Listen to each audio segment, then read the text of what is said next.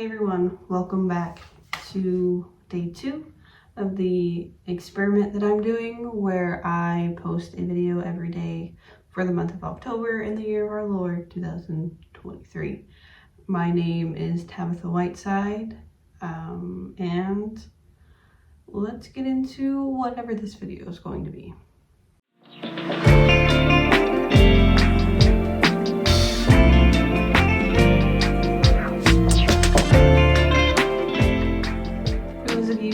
Not know, I am currently working on obtaining my master's degree in film studies to eventually teach university students filmmaking.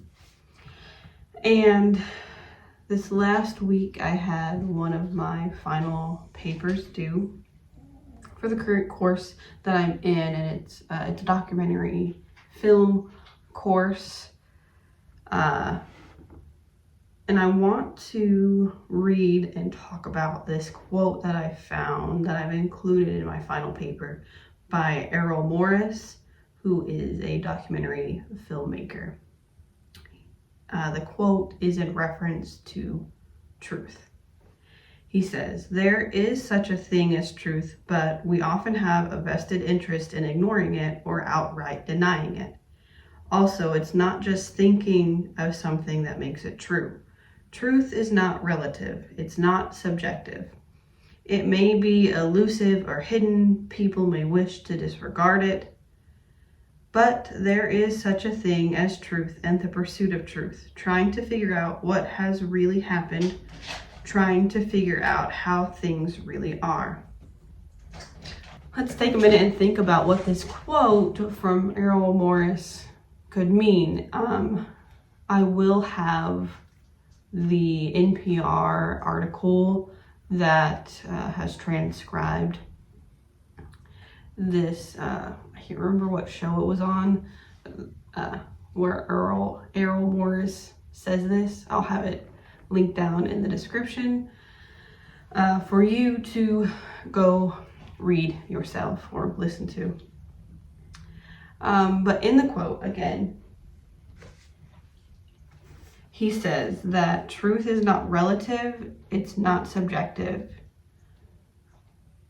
And right now in the world that we live in, we have a lot of people working under the premise of relativism, of this idea that there are no absolute truths, that there is only your truth and your point of view, and that is truth.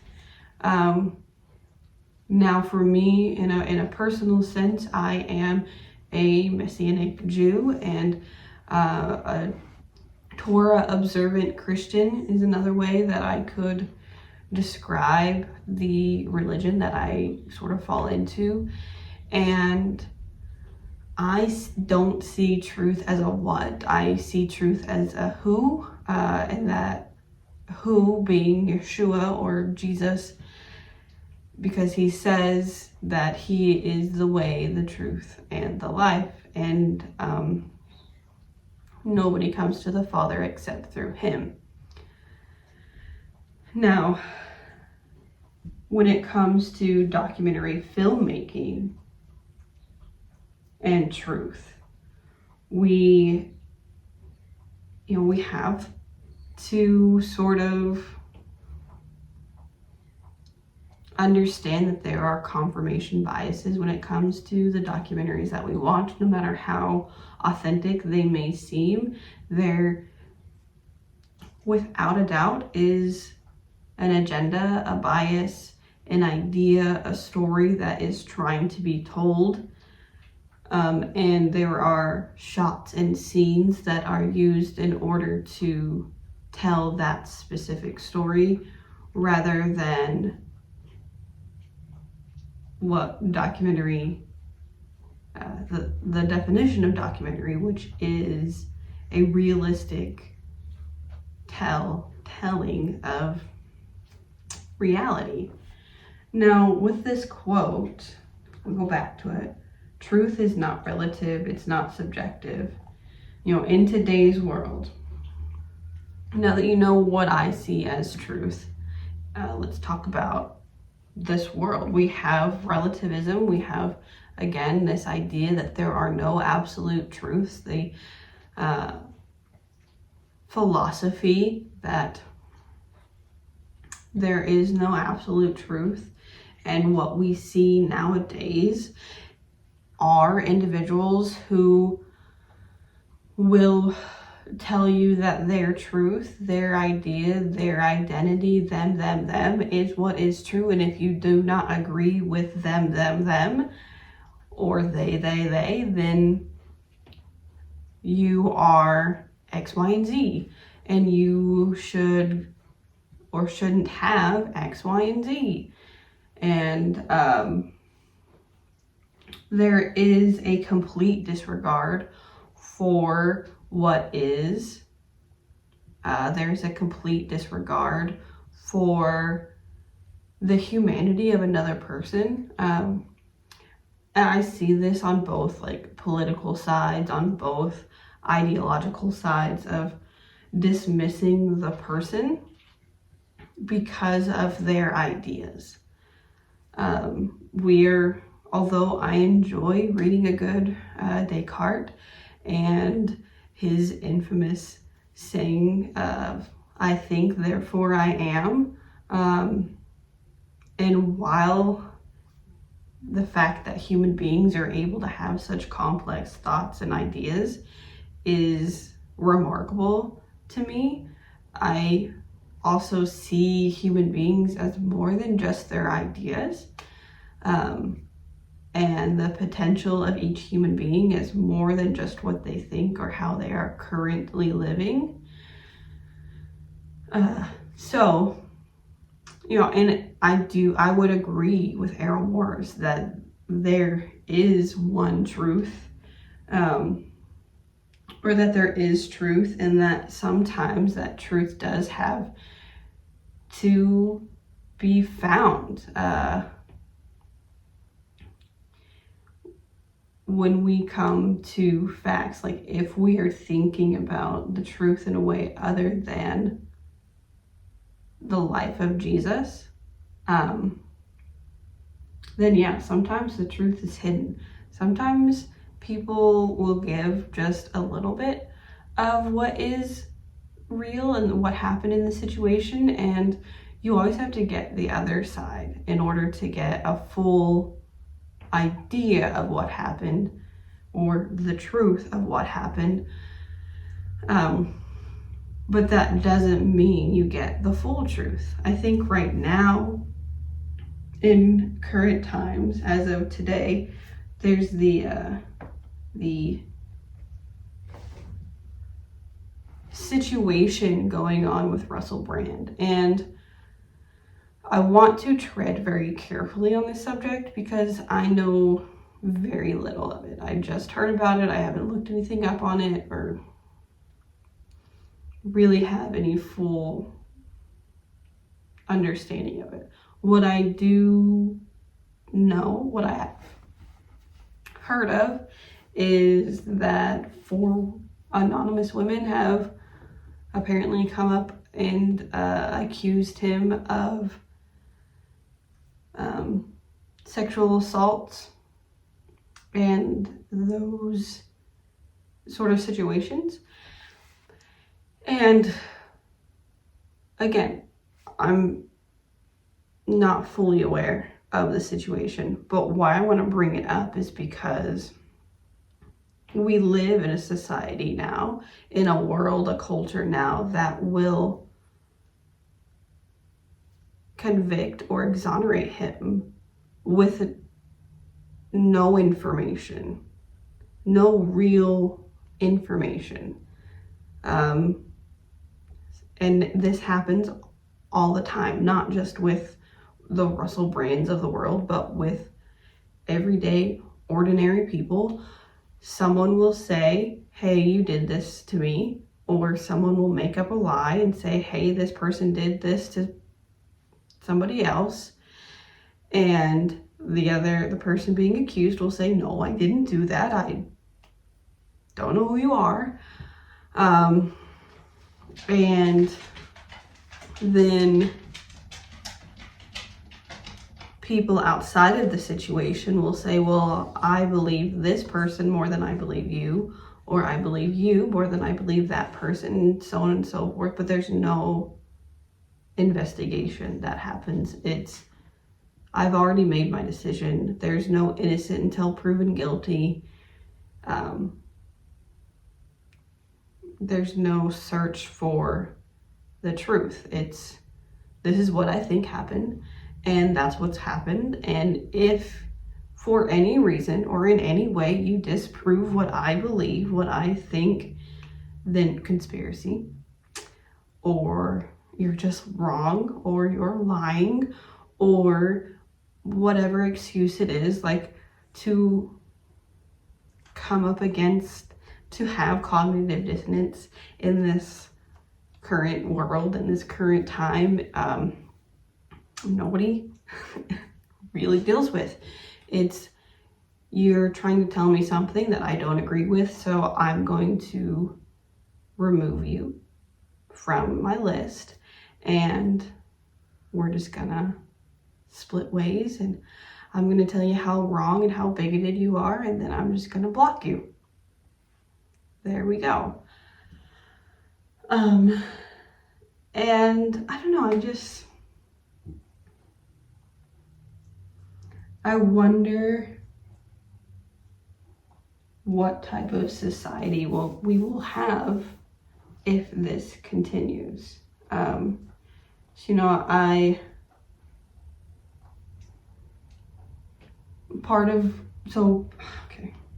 For the paper that I wrote, I watched What is a Woman and the Red Pill, and I was talking about right-wing documentary filmmaking. And this goes for the left-winged documentary filmmaking as well. So it's not just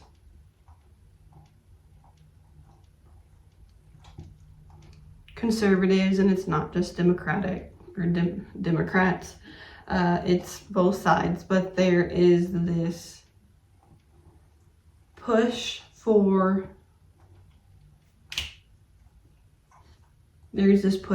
ideologies, and the way that, like, if we can't trust documentaries to give us the full picture, for us to make our own decision about an idea or a topic, a subject, a conflict, a question, or whatever it may be, like, if we can't trust something that is under the guise of being trustworthy and authentic, then what can we trust? What can we trust in this world, and with what the world offers us? What can we trust? Who can we trust? And when are they going to fail us? It's sort of the questions that I'm left with after watching and reading and writing about documentaries for the last few weeks. And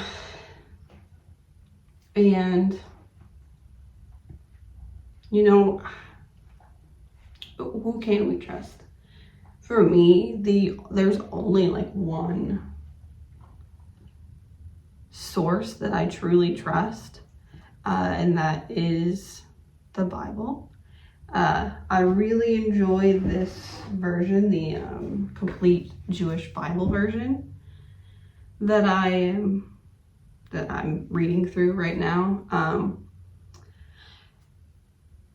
And I'm just wondering, like, I just can't imagine not having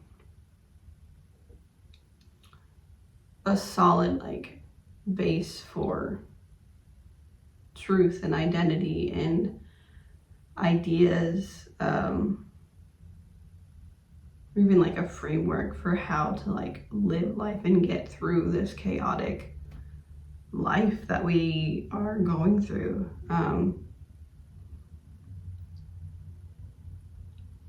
Yeah, I don't know, sort of been thinking about Errol Morris's idea, his quote, and documentaries as a whole, the culture as a whole, and how harsh relativism has pushed us to be towards each other. We have forgotten humanity, even though we ourselves are humans. We forget that everyone is on a journey, and even though I've been a follower of Yeshua for nearly 20 years, since I was around 13. I'm still not perfect. I'm still on a journey and I don't know, I wish that we could talk to each other and understand that we might have different foundations, different ideas, different ways of looking and understanding the world, but recognizing that that's okay. If in a conversation we understand that you're human and I'm a human, and I will respect and admire that facet of you without using your humanity against you in a way, your faultiness against you, your ebb and flow. If I come to a conversation, and if you can come to the conversation understanding that we just can relate on simply just on our humanity, then I don't know, maybe the world would be a little better. Maybe we could talk about hard issues like, should trans children transition in any way, socially or medically? Should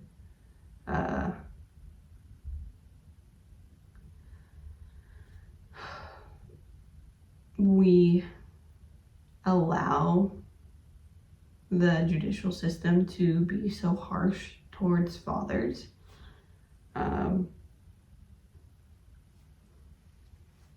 Should we X, Y, and Z, whatever hard conversation it is, if only we could have authentic conversations about them, then maybe we could see what actual progress is. One day, I'm sure. Well, that's my video for today. Come back tomorrow when I ramble on about something else. Thanks.